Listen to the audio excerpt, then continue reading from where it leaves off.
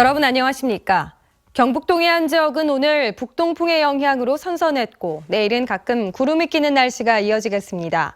오늘 낮 최고 기온은 19에서 23도 분포를 보였고 내일은 아침 최저 기온은 12에서 15도, 낮 최고 기온은 19에서 23도로 예상됩니다. 바다의 물결은 동해 전 해상에서 0.5에서 2m로 일겠고 안개가 끼는 곳이 있겠습니다. 신라 천년왕성인 경주 월성에서 성벽을 쌓으며 제물로 사용한 것으로 추정되는 인골 2구가 국내에서는 처음으로 발굴됐습니다. 터번을 쓰고 페르시아 복식을 한 6세기 토우도 발견돼 신라의 활발했던 서역과의 교류 사실도 보여주고 있습니다. 김영일 기자가 보도합니다. 월성 서쪽에 5세기 전후에 지어진 성벽을 발굴한 결과 2구의 인골이 발견됐습니다. 성벽을 쌓으면서 튼튼하게 무너지지 않도록 제사를 지내고 사람을 제물로 바친 것으로 추정하고 있습니다. 중국 상나라 때 건축 과정에 사람을 제물로 사용했고 우리나라에서는 설화로만 전해졌는데 이번에 국내에서 처음으로 확인됐습니다. 성을 쌓는 과정에서 일정 정도의 제의행위가 사람을 제물로 사용하면서 이루어졌다는 걸 확인하는데 가장 의미가 있고요. 사실은 우리나라에서 확인된 사례가 없습니다. 월성 해자에서는 처음으로 정확한 연대를 확인할 수 있는 병오년이라 적힌 목관이 발견됐는데 6세기경으로 추정하고 있습니다. 또 환자의 음과 훈을 빌려 쓰는 이두를 사용한 목관이 출토됐고 신라 왕경 내 이두 관련 유물 가운데 가장 이른 시기의 것입니다. 터번을 둘러쓰고 페르시아 복식을 한 토우도 발견돼 신라가 이미 6세기에 서역과 활발히 교류한 것으로 추정하고 있습니다.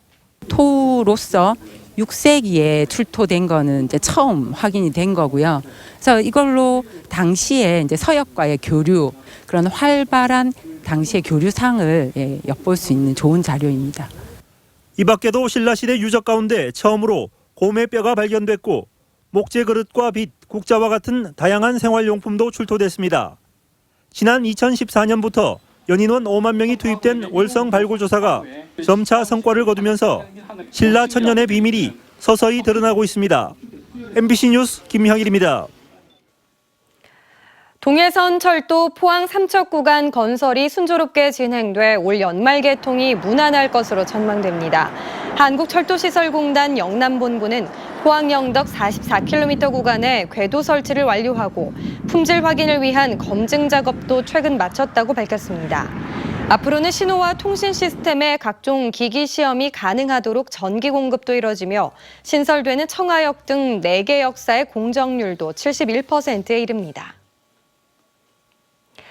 인도 재무부가 최근 한국 등 6개국 철강 제품에 대해 반덤핑 관세 부과를 결정해 수출 차질이 우려됩니다. 포스코와 현대제철 등 한국산 열연호판의 반덤핑 관세는 톤당 478에서 561달러이며 기간은 2021년 8월 8일까지입니다. 인도는 철강 생산 과잉으로 한국과 중국산 제품 수입이 늘자 지난 2015년부터 수입 규제를 강화하고 있으며 인도의 철강 수입 시장에서 한국산이 24%를 차지합니다. 포항시는 오늘 장성공원에서 장량 국민체육센터 기공식을 가졌습니다. 포항시는 214억 원을 들여 17,000여 제곱미터의 터에 길이 25m의 7레인을 갖춘 수영장과 농구와 배구장, 그리고 주민자치센터가 들어서는 지상 3층 건물을 오는 2018년 4월까지 완공할 계획입니다. 양학 국민체육센터를 운영하고 있는 포항시는 장량 국민체육센터가 준공되면 인근 지역 주민들의 건강 증진에 도움이 될 것으로 기대하고 있습니다. 국립수산물품질관리원은 일본산 먹장어인 일명 꼼장어를 국내산으로 속여 판 혐의로 포항 지역 음식점 4곳을 적발해 업주들을 불구속 입건했습니다. 이들은 지난 2015년 이후 부산에 있는 유통업체로부터 2톤가량의 일본산 먹장어를 사들여 판매한 것으로 파악되고 있습니다. 일본산은 킬로그램당 구매 가격이 24,000원으로 국내산보다 2,000원에서 3,000원가량 싼 데다 외형상 구분이 어렵고 후쿠시마 원전 사고 이후 일본산을 기피하는 점도 국내산으로 속인 이유로 보입니다. 국유지에서 무단으로 임산물을 채취하던 입산자에게 과태료가 부과됐습니다. 울진국유림관리소는 지난 13일 울진군 금강송면 전곡리 국유림에서 음나무를 벌채해 수순을 채취하던 63살 박모 씨를 현장에서 적발해 조사하고 있으며 이보다 앞서 입산 통제구역에 들어간 4명에 대해서도 과태료를 부과했습니다. 산림당국은 산나물이나 산약초를 무단으로 채취하는 행위가 잘못이라는 의식이 부족하다며 암행 단속을 강화하고 있다고 밝혔습니다. 포스코 조명정비 협력업체인 성광의 노동조합이 기자회견을 갖고 고용 승계를 요구했습니다. 성광노조는 이모 사장이 적자를 이유로 지난 5월 31일 포스코의 조명정비 사업권을 반납하고 직원 46명에게 다음 달 15일자로 해고를 통보한 뒤 새로운 회사를 만들어 직원들을 선별적으로 채용하려 한다며 전원 고용 승계를 요구했습니다. 이에 대해 회사 측은 새로운 회사를 만들어 경영 사정에 맞춰 필요한 인원만을 채용하려는 것은 자연스러운 일이라며 전원 고용 승계라는 노조 요구를 수용하기 어렵다고 밝혀 진통이 길어질 것으로 보입니다. 포스코 ICT와 대명 레저 산업은 국내 처음으로 리조트에 전기차 충전 인프라를 구축한다고 밝혔습니다.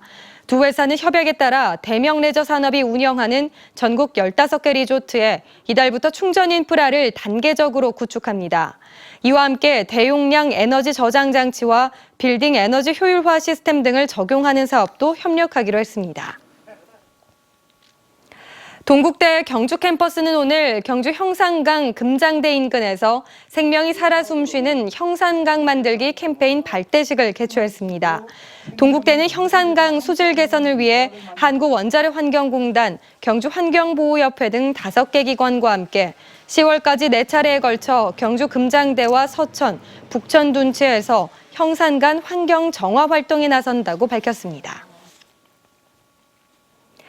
경상북도가 각종 재난 발생 때 지역방송 매체를 통해 재난방송을 신속하게 전파할 수 있도록 재난방송협의회를 구성했습니다.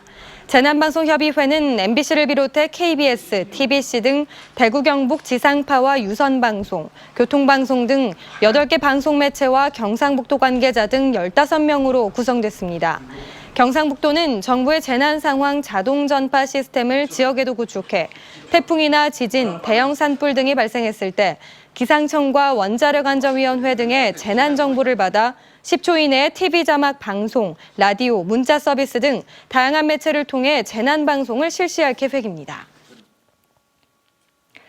한국원자력환경공단은 오늘 우크라이나 원자력공사 부사장 등 관계자 6명이 경주 중저준위 방사성 폐기물 처분장을 방문했다고 밝혔습니다.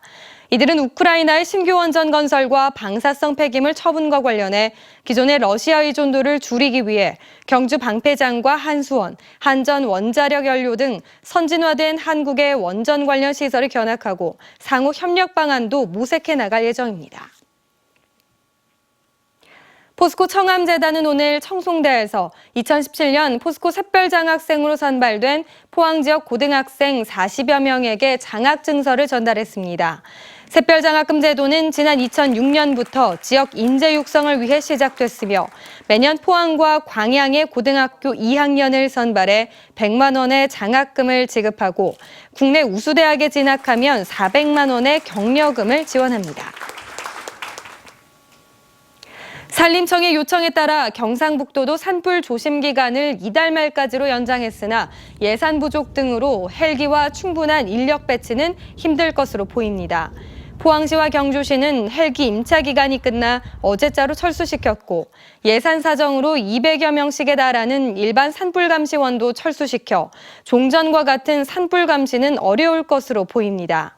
다만 산불 상황실과 진화대는 그대로 운영하고 읍면동에서 순찰을 강화하는 방법으로 산불에 대비하기로 했습니다. 산림청은 강원도 삼척과 강릉, 경북 상주에서 지난 5일 대형 산불이 잇따라 발생함에 따라 당초 어제 종료 예정이던 봄철 산불 조심 기간을 이달 말로 연장했습니다. 영덕군은 대게 조업철이 끝나감에 따라 대게어장에서 대대적인 청소 작업을 벌입니다. 영덕군은 다음 달부터 금어기가 시작되면 대게 서식지와 산란장에 가라앉은 폐어망과 어구를 수거합니다. 이를 위해 사업비 1억 7천만 원을 들여 영덕군 연안자망협회 어민 200여 명과 어선 100척을 동원할 예정이며 지난해에는 폐어망과 어구 59톤을 건져 올렸습니다. 경주시 꿈드림센터가 멘토링한 21명의 청소년이 지난 8일 치러진 중고졸 과정 검정고시에서 전원 합격했습니다. 네, 지금까지 포항문화방송에서 전해드렸습니다. 여러분 고맙습니다.